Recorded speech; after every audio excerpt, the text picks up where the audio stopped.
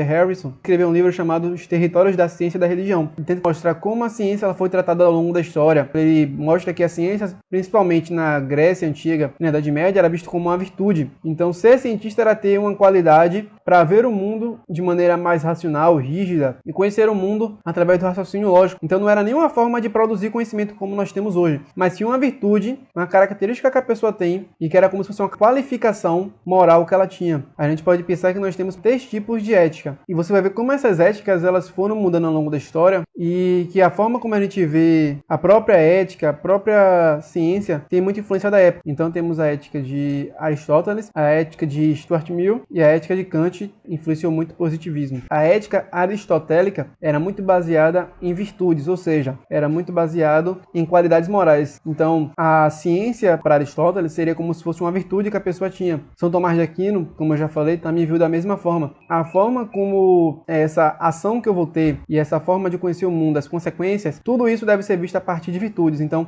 Stuart Mill, já no modernismo, ele surge com a outra ética que é diferente. Que você vê, por exemplo, que o Mill e Kant ele influencia muito o pensamento de hoje. E a própria ética de algumas pessoas, ou a forma de ver o mundo de algumas pessoas, estão influenciadas por esse tipo de ética e elas passam a olhar para a antiguidade como se as coisas também tivessem a mesma classificação dessa época. Stuart Mill ele tem a ideia de utilitarismo, que para ele as ações só são boas se as consequências forem boas. A ideia dele é, se minha consequência for boa, qualquer tipo de ação que eu tomar para gerar essa consequência vai ser boa. Por exemplo, se eu matar alguma pessoa, se eu fizer alguma coisa de errado, mesmo que isso seja errado, se a consequência for boa, logo essa ação, essa ética vai ser boa. E para Kant, a ação ela só deve ser vista por ela mesma. Então, independente de eu produzir a ciência tendo uma virtude intelectual boa, ou de eu produzir uma ciência com uma boa intenção, se a ação for boa, independente também da consequência que Mill fala, se a ação por ela mesma for boa, independente das minhas virtudes e das consequências dessa ação, ela vai ser boa. A gente pode pensar também no positivismo como essa ideia de que os valores são estritamente humanos. A gente não precisa de uma base moral superior como Deus para viver em sociedade. Os nossos valores que nós temos, a nossa moral, ela pode vir puramente da sociedade humana, sem precisar de nenhuma consulta a nenhuma divindade. Isso também influencia o que é chamado de secularismo, que seria o abandono das tradições e da religião como um todo. E isso é que dá base à Revolução Francesa e dá base às várias revoluções que nós temos ao longo do mundo. Tem um livro bem conhecido que é o Chalmers, que ele tem um título O que é ciência? Afinal, em que ele coloca a ciência muito mais próxima do anarquismo epistemológico, ou seja, a forma de conhecimento científico, ela não deve ter uma definição muito clara, ela pode ser muitas coisas diferentes. E aí ele coloca que cada área também vai ter a sua forma de conhecimento. Então o próprio Chalmers, ele tem uma forma de ver a ciência de forma diferente. Alguns cientistas criticam isso, e aí você vai ver também que ele conta essa história de Kuhn, de Popper, de outros cientistas ao longo da Idade Média também, e como a filosofia da ciência chegou até a maneira que nós temos hoje, como isso aconteceu, e para ele como ele deve classificar o que é ciência, que ele apresenta no final do livro dele.